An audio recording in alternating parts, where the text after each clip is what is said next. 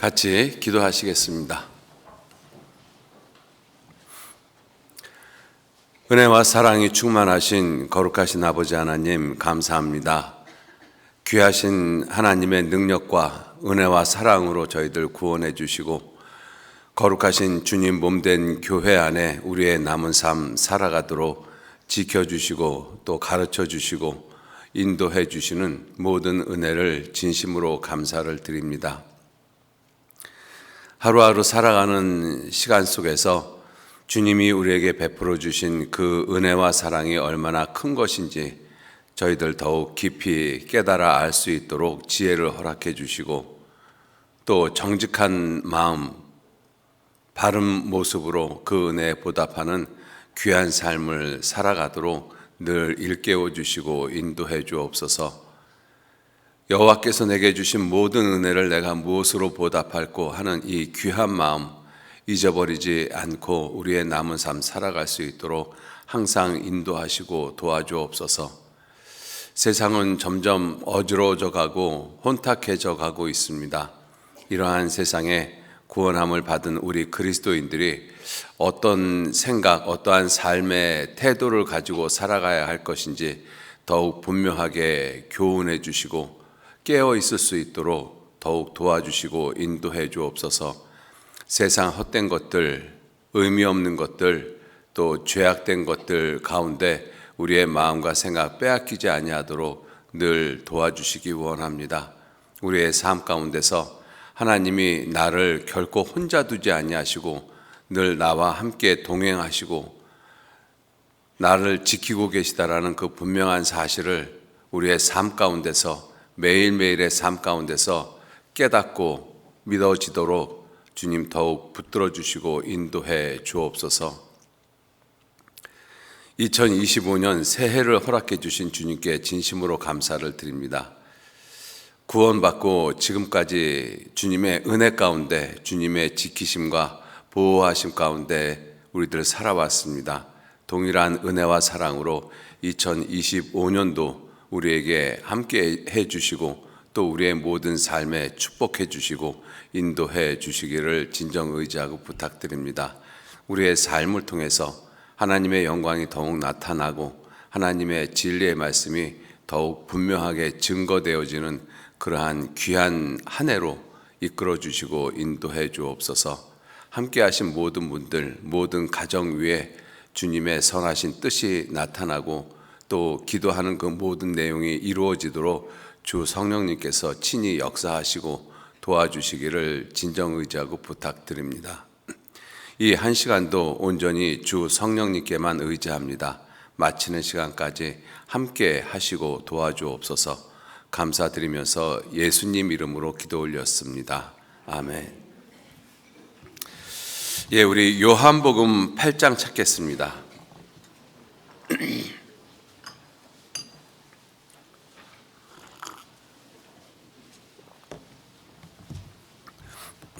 요한복음 8장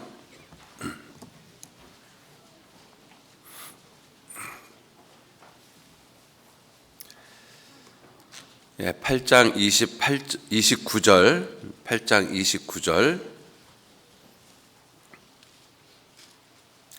찾으셨으면 한 절 말씀만 같이 읽도록 하겠습니다. 나를 보내신 이가 나와 함께 하시도다. 내가 항상 그의 기뻐하시는 일을 행함으로 나를 혼자 두지 아니하셨느니라. 새해 인사드리겠습니다. 새해 더 건강하시고 복도 많이 받으시고 또 받은 복 많이 누리시고 또 더 건강하시고 등남하셨으면 우리나라 인구가 많이 줄어가고 있기 때문에 이 자녀들을 좀 많이 낳아야 되는데 젊으신 분들 좀 많이 자녀를 낳았으면 좋겠습니다. 그것도 하나님이 주시는 축복이라고 말씀을 하고 계시잖아요. 하여튼 여러 가지의 모습으로 주님 은혜 가운데 올 한 해도 더 건강한 모습으로 주님의 뜻을 이루시고 또 주님이 늘 함께 나와 계시다라는 그 분명한 믿음, 분명한 사실을 늘 느끼면서 살아가시는 그러한 귀한 한 해가 되시기를 부탁드리겠습니다.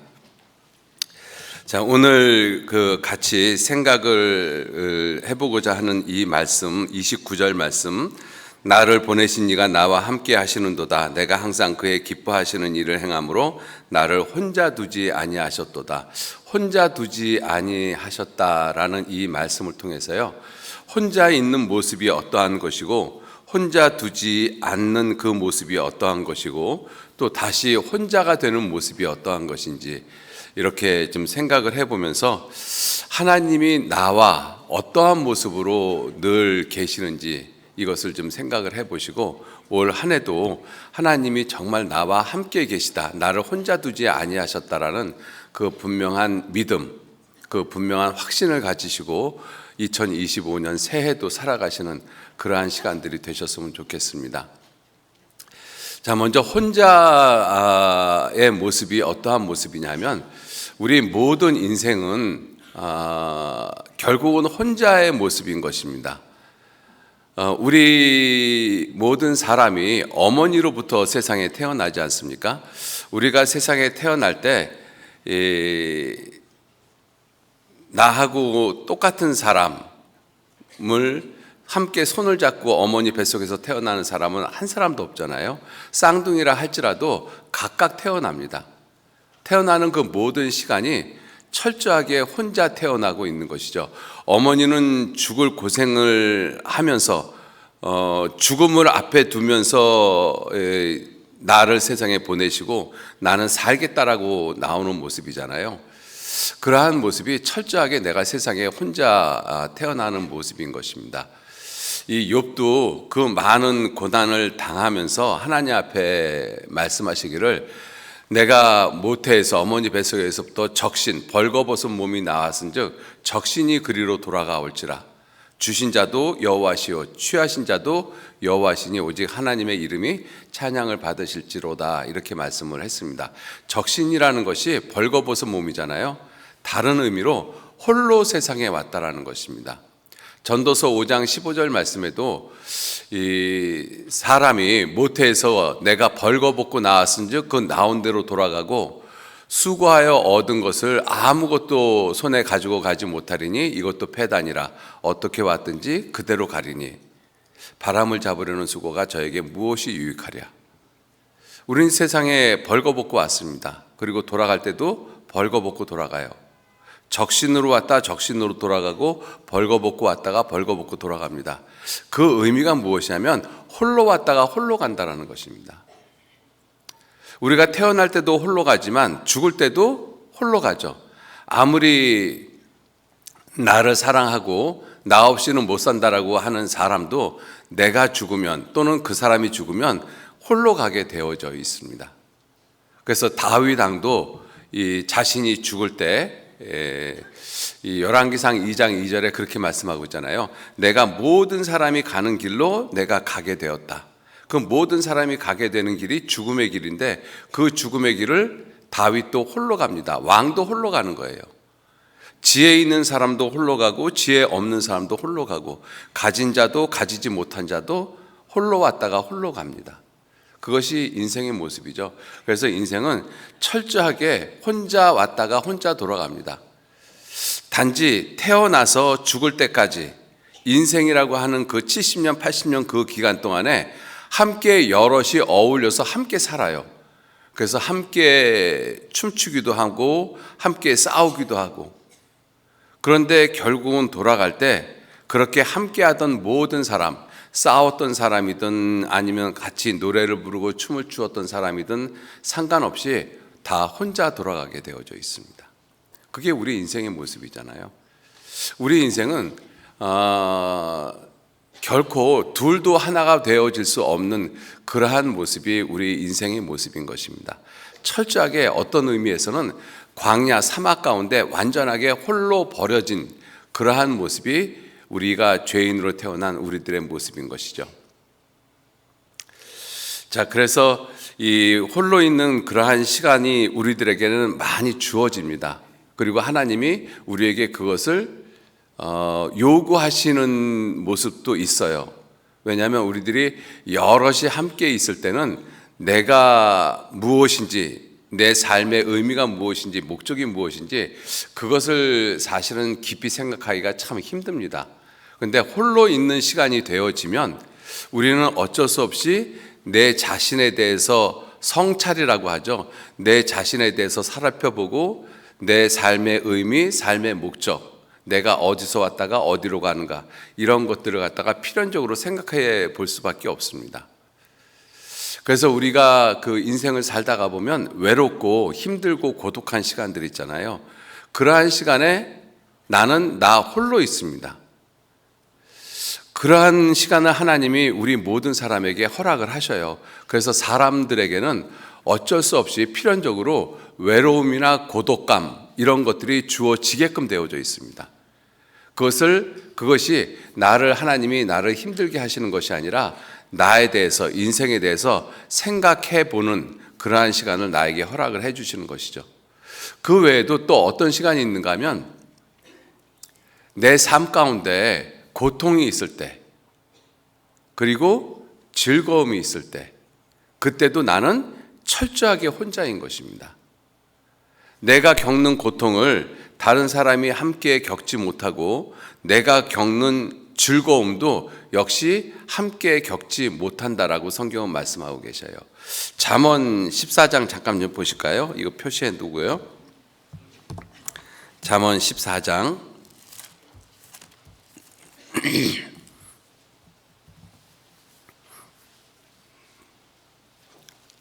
잠언 14장 10절 말씀, 잠언 14장 10절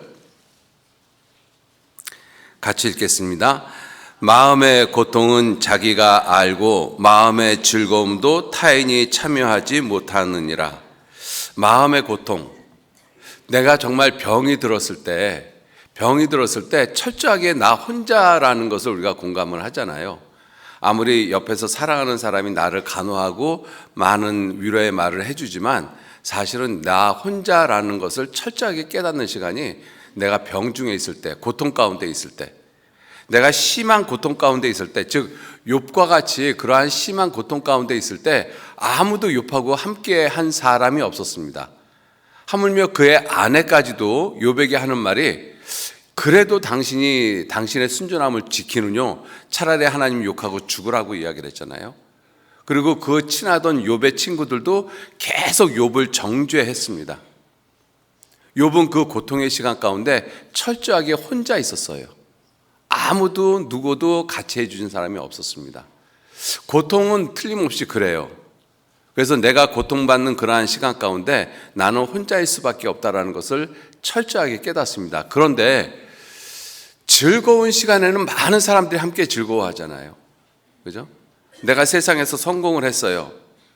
그럼 많은 사람들이 축하해주고 그리고 함께 기뻐해주고 그러지 않습니까? 오늘 새벽, 우리나라 시간으로 오늘 새벽 시간에 워싱턴에서는 트럼프 대통령이 취임식을 했지 않습니까? 그때 전 세계에 있는 많은 사람들이 축하를 해줬습니다. 그리고 트럼프 개인에게는 굉장히 기쁜 시간이죠. 그런데 왜 성경에서는 마음의 즐거움도 타인이 참여하지 못한다라고 말씀을 하셨을까? 내 고통에 타인이 참여하지 못하는 것은 우리가 쉽게 이해가 되는데 왜 내 즐거움에 많은 사람들이 참여하고 축하해주고 있는데 왜 성경은 마음의 즐거움에도 타인이 참여하지 못한다라고 했었을까?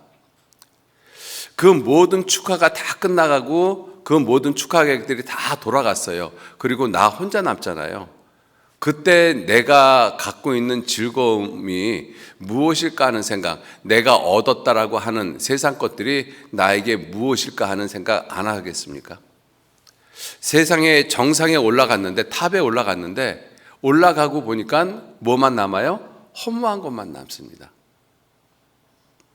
우리가 트리나폴리스의 그 꽃들에게 희망이라는 책을 우리 읽어보신 적 있으실 거 아닙니까? 아마 거의 대부분 다 읽어보셨을 거라고 생각하는데 그 기어다니는 애벌레가 이 높은 탑이 있어서 그 탑 꼭대기에는 뭐가 있을까 해가지고 그 애벌레들을 밟고 올라가서 정상에 봤더니 아무것도 없었잖아요. 사람들은 정상에 섰다라고 많은 박수를 하고 있는데 실제로 정상에 선 그 사람은 허탈하고 허무하고 아무것도 없는 것입니다. 세상의 즐거움은 나한테 진정한 위로가 되어지고 또 기쁨이 되어지고 즐거움이 되어지는 것이 아니라 결국 나한테 허탈감만 주어집니다. 그게 이제 세상 것들이잖아요.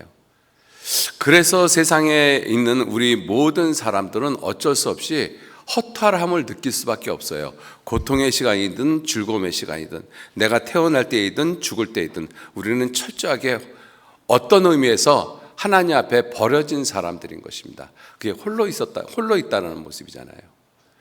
구원받기 전에는 우리는 철저하게 하나님 앞에 버려진 사람들입니다. 홀로 남겨진 사람들이죠. 이사야서 51장 한번 보시겠습니다. 하나님이 이스라엘 민족에 대해서 말씀을 하시면서 이렇게 말씀을 하셨어요.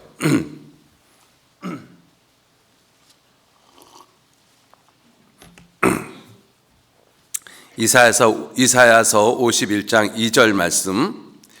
너희 조상 아브라함과 너희를 생산한, 너희를 태어나게 한, 이스라엘 민족을 태어나게 한 사라를 생각하여 보라.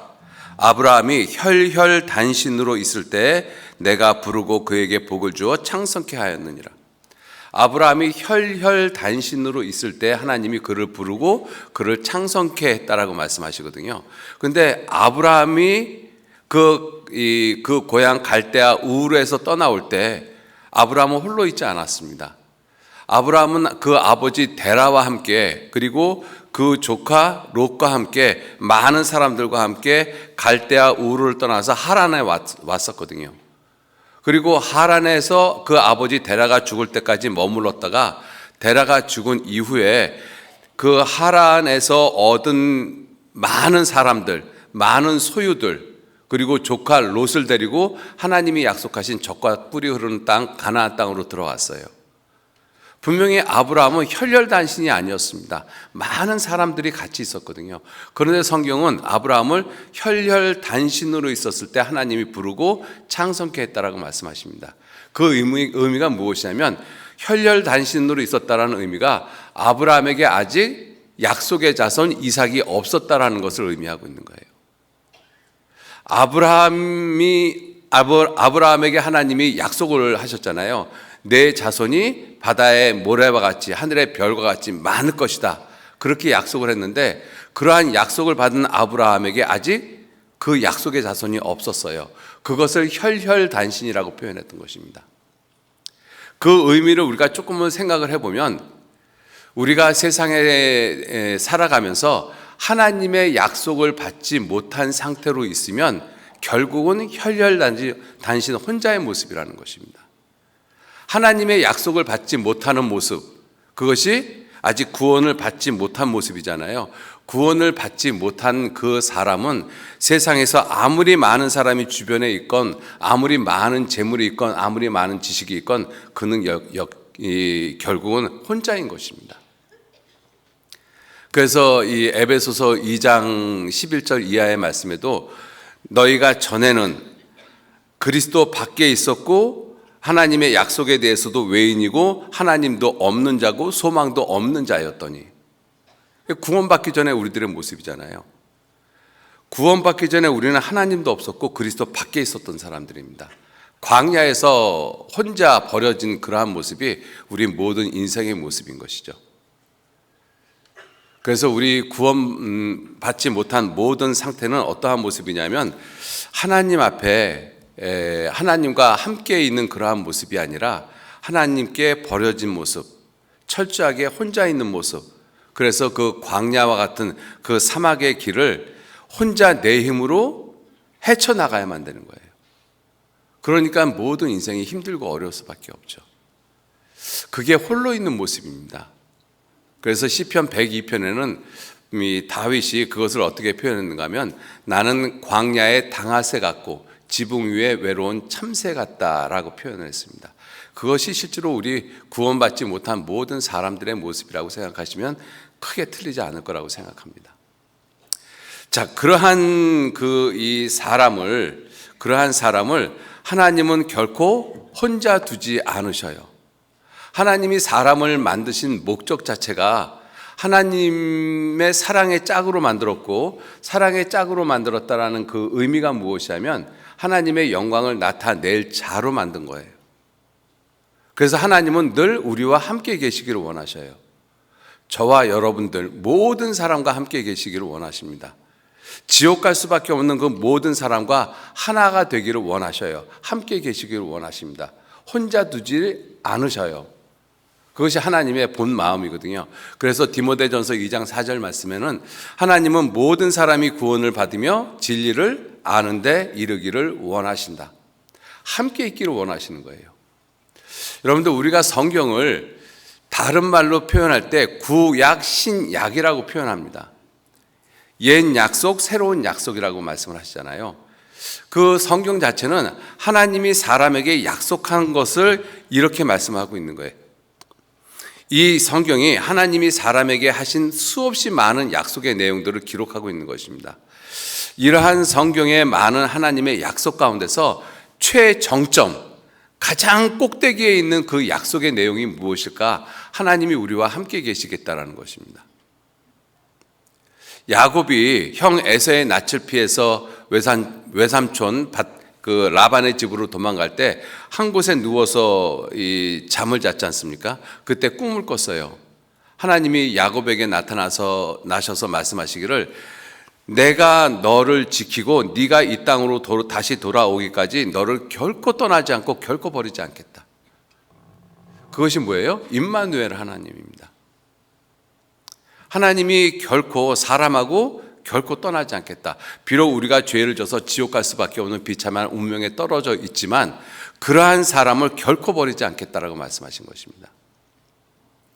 그래서 하나님께서는 이 구원자를 세상에 보내주시겠다라고 약속을 하시고 그 구원자 예수님에 대해서 말씀하시기를 그의 이름을 임마누엘이라고 말씀하셨어요. 처녀가 아들을 낳으리니 그 이름을 임마누엘이라 하리라.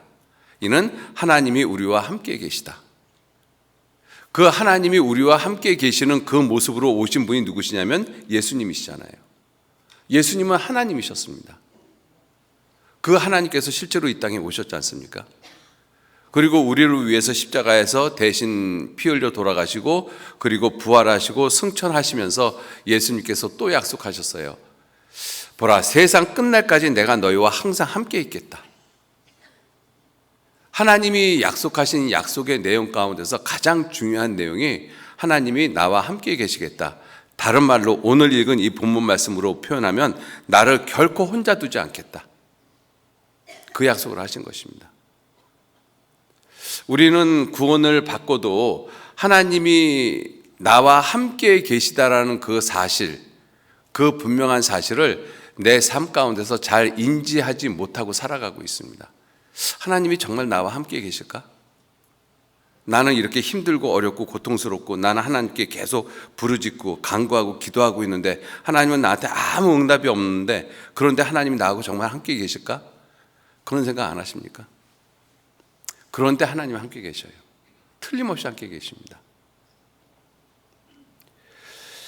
아담이 혼자 있는 것을 하나님이 좋지 못하게 여기셨잖아요. 창세기 2장 18절에 보면 아담이 독처하는 것을 하나님이 좋지 못하게 보시고 그리고 그를 위해서 돕는 배필을 지으셨습니다. 그것이 하나님의 마음이잖아요. 삼위일체 하나님, 한 분이신 하나님이시지 않습니까? 하나님이 하나님의 사랑의 짝을 위해서 사람을 만드셨고 하나님의 영광을 나타낼 자로 사람을 만드신 것입니다. 하나님은 사람하고 함께 계시기를 원하셔요. 예수님이 이 세상에 오셨습니다. 예수님이 이 세상에 오셨을 때 예수님의 삶의 모습을 보면 예수님의 삶도 온전한 모습으로 혼자의 모습이었습니다. 예수님이 공생애를 시작을 하면서 예수님의 동생들도 예수님을 믿지 못했다라고 말씀하고 계시거든요. 요한복음 7장 5절 말씀에 이는 그의 형제들이라도 예수를 믿지 아니함이로라. 예수님은 하나님의 일을 하시는데, 그런데 예수님의 가족들도, 예수님을 안다라고 하는 그 동네 사람들도 예수님을 인정하지 않았어요. 하나님의 일을 하시는 예수님을 보면서도. 예수님이 십자가를 앞에 두고 겟세마네 동산에서 기도를 하셨습니다. 제자들한테 깨어 있어 나를 위해서 기도하라고 말씀하셨어요. 근데 제자들 다 졸고 있었거든요. 예수님이 그 제자들에게 와서 너희가 1시 동안이라도 깨어 나와 함께 있을 수가 없었었냐? 예수님 십자가를 앞에 두고 기도하고 있는데 제자들은 다 자고 있었거든요. 예수님 십자가에 돌아가실 때 예수님 홀로 돌아가셨습니다. 예수님의 죽음에 함께한 사람이 없었어요. 예수님은 철저하게 혼자였었습니다. 그런데 그러한 예수님에게 하나님은 말씀하시기를, 예수님 스스로 말씀하시기를 나를 보내신 자가 나와 함께 하시도다. 나를 보내신 자가 나와 함께 하시도다. 그게 임마누엘이라는 뜻이잖아요. 그리고 하시는 말씀이 내가 항상 그의 기뻐하는 일을 행함으로 나를 결코 혼자 두지 아니하셨다라고 말씀을 하고 계십니다. 예수님은, 하나님은 항상 예수님과 함께 하셨어요. 예수님 안에 하나님이 계셨습니다. 우리가 그와 같은 그 예수님의 모습을 우리가 생각을 해본다라면, 우리도 이 예수님이 하신 말씀처럼 하나님이, 또 예수님이 내 삶 가운데 늘 나와 함께 계시다라는 그 분명한 사실을 내가 믿고 살아간다라면 우리는 세상 사는데 그렇게 힘들고 어렵지 않을 거라고 생각합니다. 아무리 고통 가운데 있다 할지라도. 이 모습을 한번 생각해 보셔요. 야곱이 20년 외삼촌에서 삶을 청산하고 이제 그 고향으로 돌아가려고 하는데 형 에서가 400인을 데리고 와서 이 야곱을 마중 나오지 않습니까? 마중 나온 것이 아니라 20년 전에 이 에서가 야곱을 죽이겠다라고 작정을 했지 않습니까? 그 20년의 원한을 풀러 나오는 것이거든요. 400명을 데리고. 그래서 야곱이 그것 때문에 노심초사합니다. 밤새도록 온갖 자기 머리를 다 짜내요. 창세기 32장 한번 보시죠. 창세기 32장.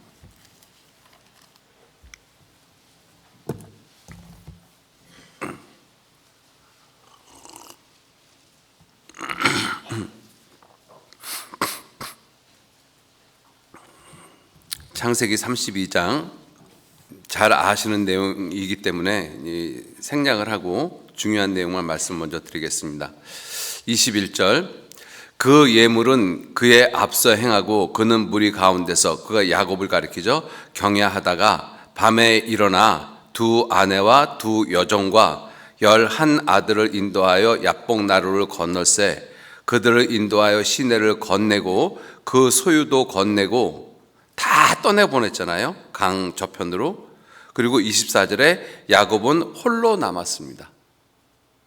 야곱은 홀로 남았어요. 그런데 야곱이 홀로 남아 있는데, 그런데 어떤 사람이 야곱과 밤새도록 함께 있었어요. 그것을 성경에는 뭐라고 말씀하셨는가 하면 어떤 사람이 날이 새도록 야곱과 씨름하다가, 야곱과 씨름한 어떤 사람이 있었습니다. 그죠? 근데 홀로 있는 야곱에게 이 어떤 사람이 나타나서 밤새도록 야곱과 씨름한 거잖아요. 야곱의 생각을 꺾으려고 했던 것이잖아요.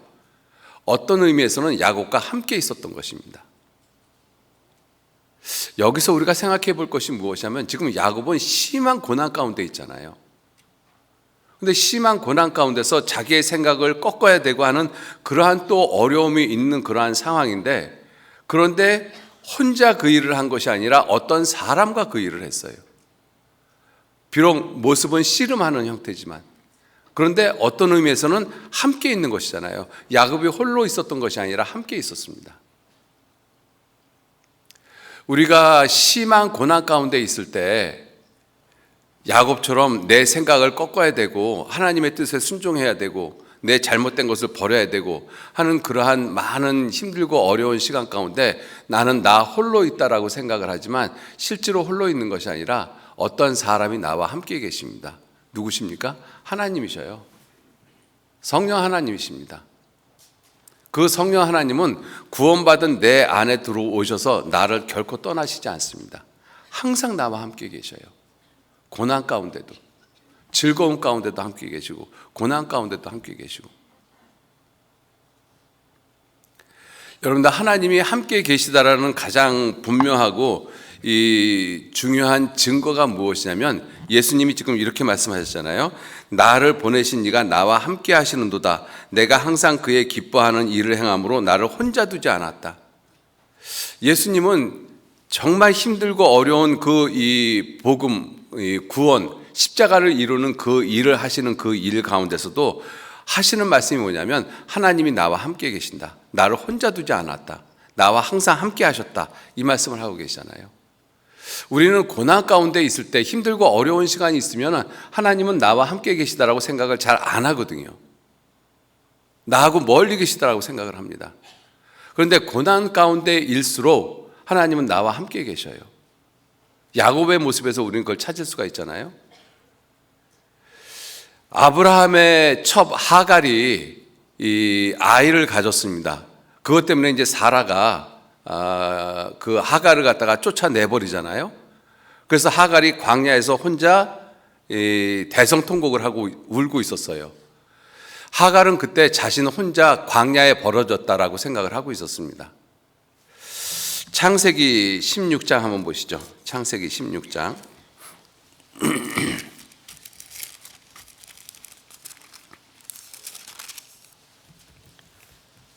창세기 16장 6절 말씀 제가 읽겠습니다. 창세기 16장 6절 말씀. 아브라함이 사라에게 이르되 그대의 여종은 그대 수중에 있으니 그대 눈에 좋은 대로 그에게 행하라 하매 사라가 하갈을 학대하였더니 하갈이 사라 앞에서 도망하였더라. 7절. 여호와의 사자가 광야의 샘 곁 곧 술길 샘물 곁에서 그를 만나 가로되 사라의 여종 하갈아 내가 어디서 왔으며 어디로 가느냐. 그가 가로되 나는 나의 여주인 사라를 피하여 도망하나이다. 이렇게 철저히 자기 혼자 도망하고 살 길이 막막했었을 수도 있어요. 자기 뱃속에는 아이가 있고 주인으로부터 도망쳐 나왔고, 도망쳐 있는 곳은 광야 길이고 혼자 버려졌다라고 생각을 하잖아요. 그런데 그때 누가 만났어요? 하나님의 사자가 그를 만나고 있었습니다. 여기서도 우리가 교훈을 받을 수 있는 것이 무엇이냐면, 사례는 지금 나름대로 고난의 시간이지 않습니까? 그런데 그 고난의 시간에 하나님의 사자가 만나주고 있다는 것이잖아요. 그래서 이 사례가 하는 말이 무엇이냐면 13절 말씀, 13절 이 하갈이 하는 말이 무엇이냐면 13절 같이 읽겠습니다. 하갈이 자기에게 이르신 여호와의 이름을 감찰하시는 하나님이라 하였으니 이는 내가 어떻게 여기서 나를 감찰하시는 하나님을 배웠는고 함이라. 이때 하갈이 하나님의 이름을 감찰하시는 하나님, 나를 지켜보시는 하나님, 그렇게 이름을 불렀다라는 것입니다. 언제요? 자기 여주인 사라에게서 쫓겨났을 때, 광야에서 혼자 버려짐을 당했을 때, 고난 가운데 있을 때, 고통 가운데 있을 때 나를 감찰하고 계셨다, 이것을 깨달았잖아요. 나중에 이 아브라함이 이 사라의 말을 듣고 창세기 21장에 하갈하고 그 이스마엘을 갖다가 집에서 내쫓습니다. 21장 한번 보시죠.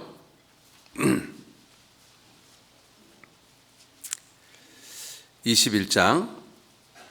이 사라가 그 하갈의 소생 그 이스마엘이 이삭을 희롱하는 모습을 보고 이들을 집에 뒀다가는 안 되겠다 해가지고 아브라함을 시켜서 쫓아 보냅니다. 14절.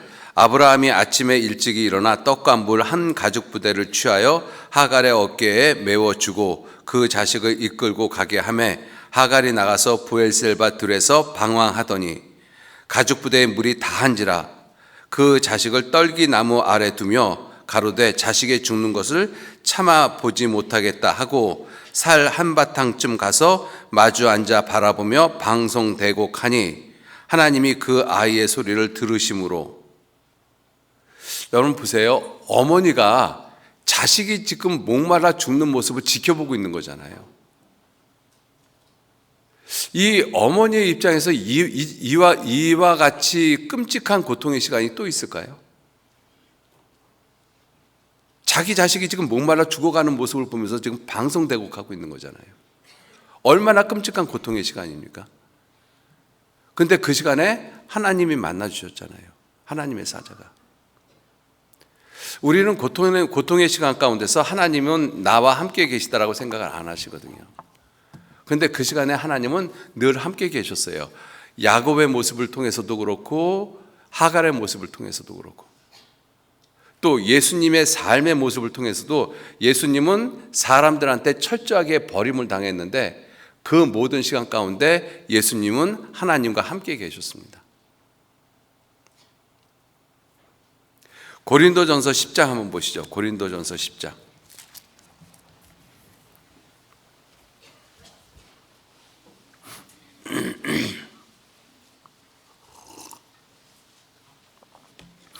고린도전서 10장 13절 말씀, 10장 13절 같이 읽겠습니다. 사람이 감당할 시험 밖에는 너희에게 당한 것이 없나니 오직 하나님은 미쁘사 너희가 감당치 못할 시험 당함을 허락지 아니하시고 시험 당할 즈음에 또한 피할 길을 내사 너희로 능히 감당하게 하시느니라.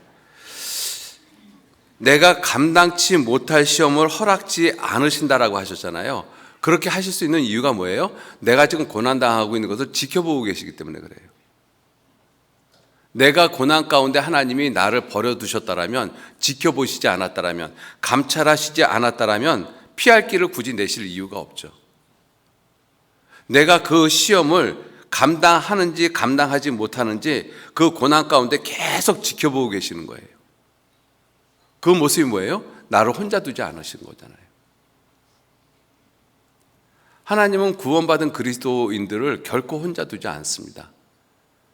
하나님은 선을 행하는 사람, 정직히 행하는 사람, 여러분들 사람들 가운데서 선을 행하고 정직히 행하는 사람은 단 한 사람도 없어요. 로마서 3장 4절 말씀에 사람은 다 거짓되되 오직 하나님은 참되시다.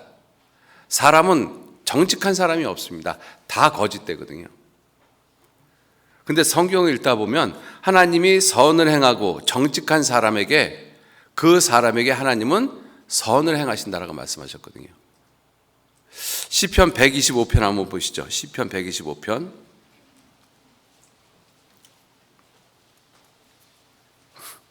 시편 125편 4절 말씀.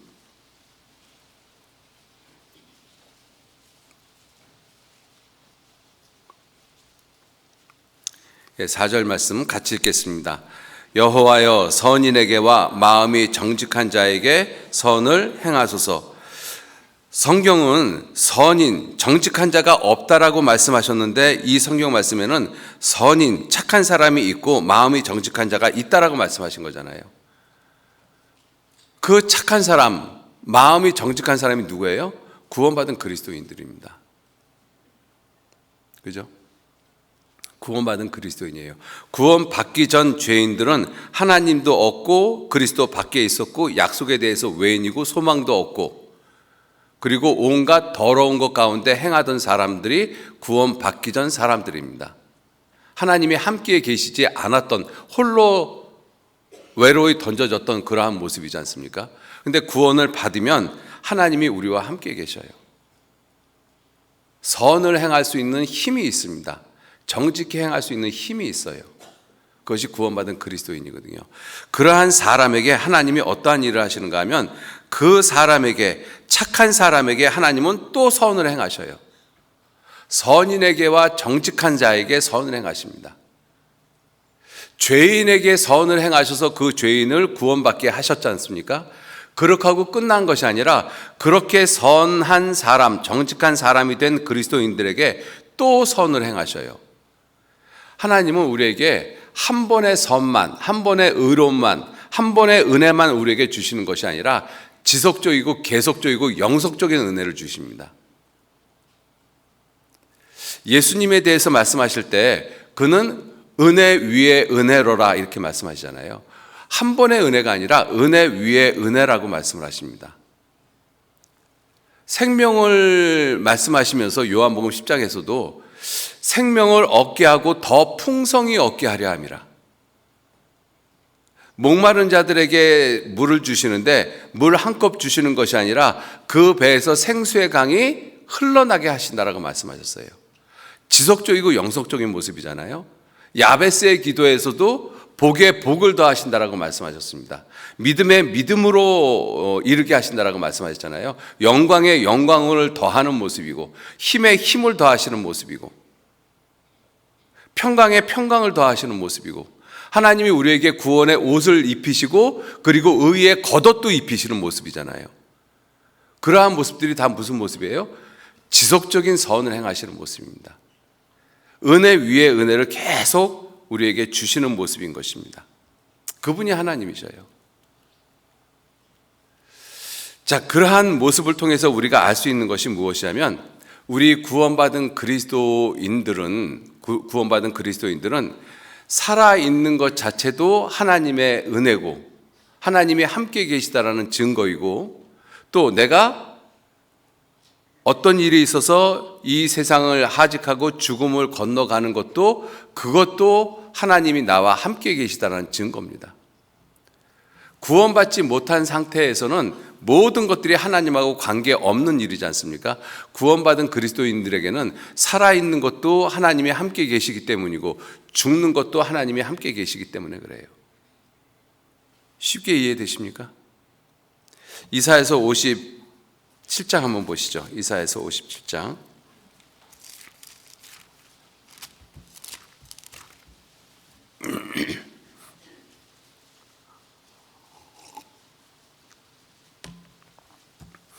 이사야서 57장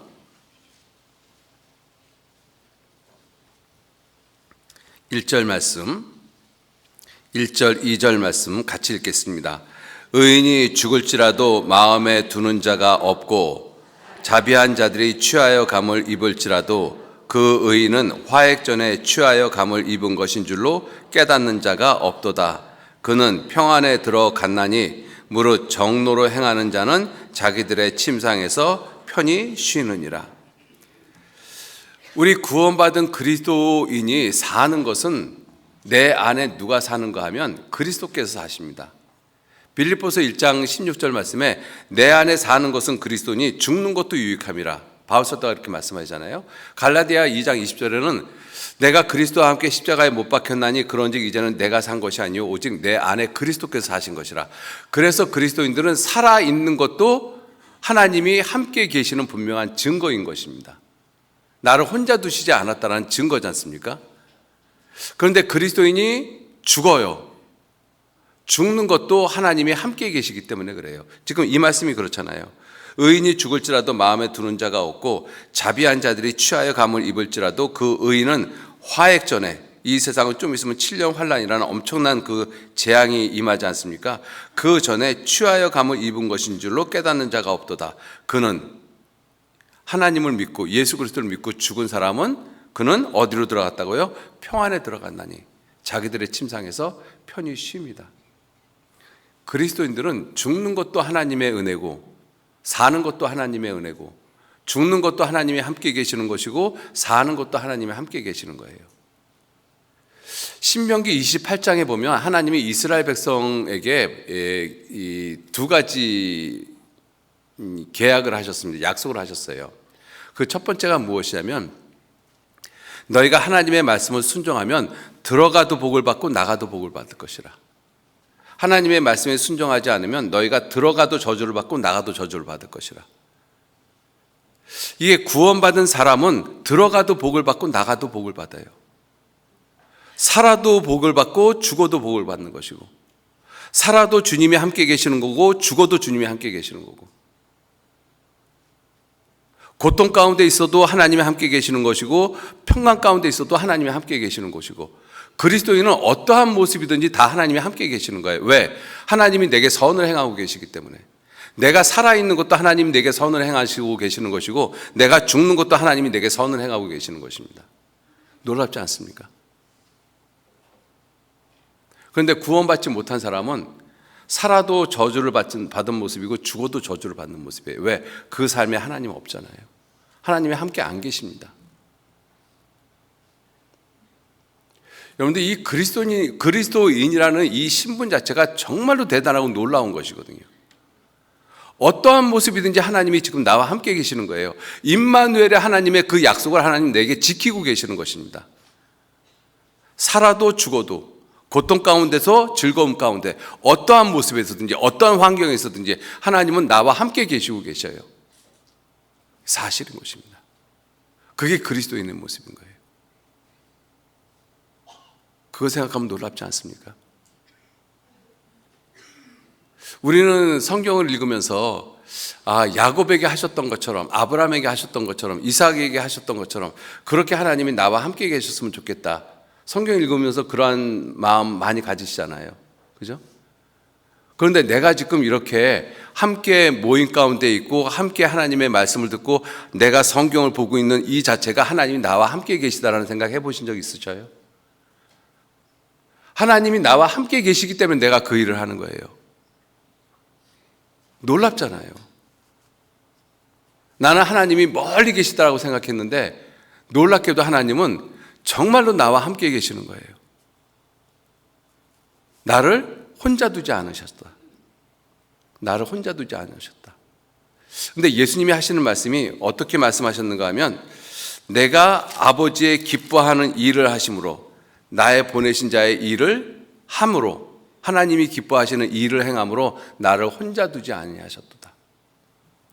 여러분들, 우리 구원받은 그리스도인들의 삶은 사실 마음 가운데 하나님을 기쁘시게 해야 되겠다라는 마음의 소원이 있잖아요. 그죠? 자, 그러한 이 마음, 그러한 모습으로 내가 살아가는 그 삶 자체가 하나님이 나와 함께 계시다라는 놀라운 증거라는 것입니다.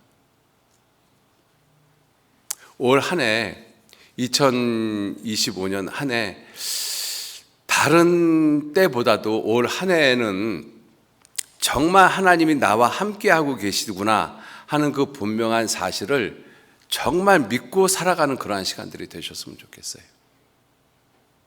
그죠? 실제로 그렇고 우리가 성경을 읽어보면, 그죠? 고통 가운데 있을 때도 하나님은 분명히 나와 함께 계시고 있는 것이지 않습니까? 즐거움 가운데 평범한 생활을 할 때도 하나님이 함께 계시고, 내가 사망의 음침한 골짜기를 지날 때도 하나님 함께 계시고, 나를 잔잔한 물가로 인도하실 때도 하나님 함께 계시고. 시편 23편이 그 내용이잖아요. 그죠? 시편 23편의 내용을 한마디로 말하면 임마누엘 하나님입니다. 잔잔할 때도 잔잔한 물가로 인도하시는 분도 하나님이시고, 사망의 음침한 골짜기로 나로 인도하시는 분도 하나님이시고, 모든 순간이 다 하나님이 나와 함께 계시잖아요. 자, 마지막으로 내가 다시 홀로 되어지는, 그리스도인이 다시 홀로 되어지는 그러한 시간들이 있어요. 그 그리스도인이 다시 홀로 되어진다는 그 의미가 무엇이냐면 하나님이 내 삶에 더 이상 관여하지 않는다는 것입니다. 언제 하나님이 내 삶에 다시 관여하지 않는가 하면 내가 하나님 앞에 잘못된 생각, 그릇된 생각을 계속 고집할 때는 하나님이 나를 그냥 버려두셔요. 시편 125편 잠깐 찾아왔으니까 보시겠습니다.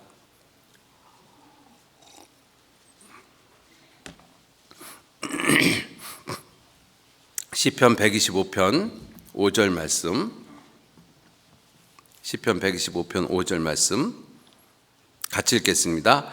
자기의 굽은 길로 치우치는 자를 여호와께서 죄악을 짓는 자와 함께 다니게 하시리로다. 이스라엘에게는 평강이 있을지어다.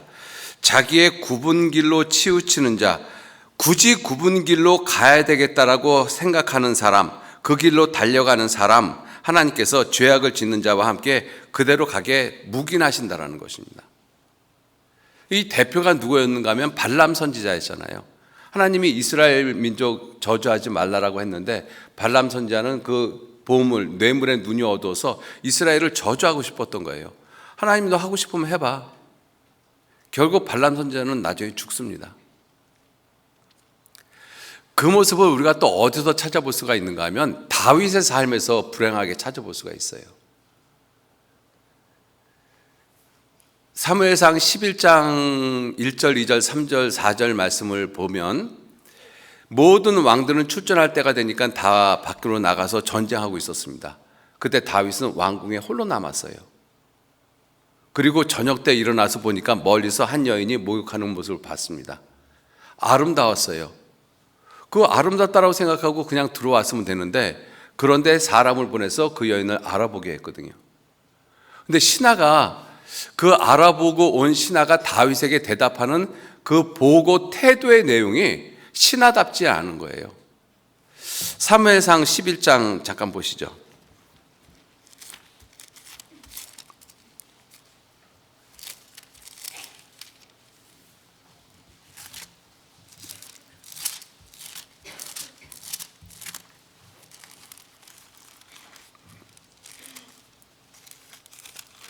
사무엘하 11장. 왜요? 제가 잘못 얘기했나요? 예. 그냥 웃지요. 예, 사무엘하 11장. 사무엘하 11장 보시면 이 다윗이 이 신하를 보내서 알아보게 했는데, 3절 말씀 보시면 사무엘하 11장 3절입니다. 다윗이 보내어 그 여인을 알아보게 하였더니, 신하를 보내서 그 여인을 알아보게 했지 않습니까? 그래서 그 신하가 고하되, 이제 보고를 하는 거예요. 왕에게 보고를 하는데, 어떻게 보고를 하는가 하면 그는 엘리암의 딸이요 햇사람 우리아의 아내 밧세바가 아닙니까? 이렇게 보고를 하는 거예요. 여러분들, 왕이 무엇을 알아보라고 시켰는데 그것을 보고하는 사람이 보고를 어떻게 해야 되는 것이 맞아요? 예, 제가 알아보니까 그 여인은 엘리암의 딸이고 햇사람 우리아의 아내 밧세바입니다. 이렇게 보고를 하는 것이 맞잖아요. 근데 여기서 이 사람은 보고를 어떻게 해요? 밧세바가 아닙니까? 이게 뭘 의미하고 있는 거예요? 왕이요, 당신이 알아보라고 한 여인 당신도 알고 있잖아요. 그는 엘리암의 딸이고 지금 당신을 위해서, 이 나라를 위해서 나가서 싸우고 있는 우리아라는 장수의 아내 밧세바라는 것을 아는데 왜 알아보라고 시킵니까? 그 의미잖아요. 하나님이 이 신하를 통해서 다윗의 그 잘못된 것을 막으려고 하시는 것이거든요. 지금이라도, 왕이요, 지금이라도 당신 그 잘못된 생각 버리십시오. 이 신하가 죽기를 각오하지 않으면 왕한테 어떻게 이렇게 보고를 합니까? 이게 무엇이냐면 하나님이 이 신하를 통해서 다윗의 잘못된 행위를 막으시는 거거든요. 그런데 다윗은 다른 사람을 보냈어요. 그래서 그 여인을 데려오게 했습니다. 그러면 하나님이 그 다음부터는 너 하고 싶은 대로 한번 해봐. 그것이 그 이후의 다윗의 삶입니다. 악한 자와 다니게 놔두시잖아요. 그렇게 끝까지 악한 길로 갈 때는 하나님이 더 이상 그 삶에 관계하지 않으십니다. 그러면 그 시간만큼은 구원을 받았어도 자기 홀로 살아갈 수밖에 없어요. 하나님하고 관계없는 것입니다. 하나님하고 관계없는 것. 우리 구원받은 그리스도인들의 삶이 하나님하고 관계없이 나 홀로 살아가는 삶이 될 수 있어요. 다윗처럼 내가 굳이 굽은 길로 가겠다라고 고집을 하면 하나님께서 그냥 버려두십니다. 하고 싶은 대로 해봐라. 여러분들, 우리의 삶은 하나님하고 늘 관계가 있어야 돼요. 관계를 맺어야 됩니다. 마음이 올바르고 정직한 모습으로 하나님이 기뻐하시는 일을 행함으로 하나님하고 늘 같이 관계를 맺고 있어야 돼요. 그럴 때 하나님은 나를 결코 혼자 두지 않습니다. 나를 버려두지 않으셔요. 하나님이 나와 항상 함께 하십니다. 그런데 내 삶 가운데서 굳이 내 생각대로, 내가 원하는 대로, 내가 하고 싶은 대로 살겠다라고 고집을 하면 그때 하나님은 그냥 살게끔 두셔요. 그러면 나는 하나님하고 관계없이 내가 삶을 살아가야 돼요. 여러분들, 우리가 구원받기 전에 하나님을 알지 못할 때 나 혼자 살아갔던 삶이 얼마나 힘들고 어려웠어요. 얼마나 외로웠습니까? 얼마나 불안했어요. 그런데 구원받은 이후에 하나님이 나와 함께 계시다는 분명한 사실을 알고 그 하찮은 세상 것들, 이 잘못된 육체의 욕심, 욕정, 이것을 위해서 살아가면서 하나님하고 관계없는 그러한 삶을 나 홀로 살아가는 것을, 그 모습이 얼마나 어리석은 것이냐 하는 것입니다. 2025년 새해에는, 이 한 해만큼은, 아니 이후에는 다시는 나 혼자 살아가는, 하나님하고 관계없는 그러한 삶을 우리가 다시는 살아서는 안 되겠다라고 생각이 듭니다. 그래서 2025년 이러한 새해를 기점으로 해서 정말 하나님이 나를 혼자 두지 아니하셨다, 이것이 내 삶 가운데서 늘 체험이 되어지는 그러한 귀한 시간들 되시기 부탁드리겠습니다. 같이 기도하시겠습니다. 하나님, 귀한 은혜와 사랑에 진심으로 감사를 드립니다. 우리를 구원해 주시고 하나님은 우리와 함께 계십니다. 성령께서 우리 안에 들어오셔서 영원토록 우리와 함께 계시겠다고 약속하셨습니다. 그 하나님이 나를 혼자 두지 아니하셨다라는 그 분명한 사실을 우리의 삶 가운데서 체험하면서 살아갈 수 있도록 주님 더욱 도와주시고 인도해 주옵소서. 우리의 삶을 통해서 하나님의 능력이 나타나고 하나님의 사랑이 나타나고 하나님의 영광이 나타나는 그러한 귀한 삶이 되도록 우리와 늘 함께 해 주시기를 간절히 의지하고 부탁드립니다. 모든 것 선하신 주님의 뜻에 의지합니다. 감사드리면서 예수님 이름으로 기도 올렸습니다. 아멘.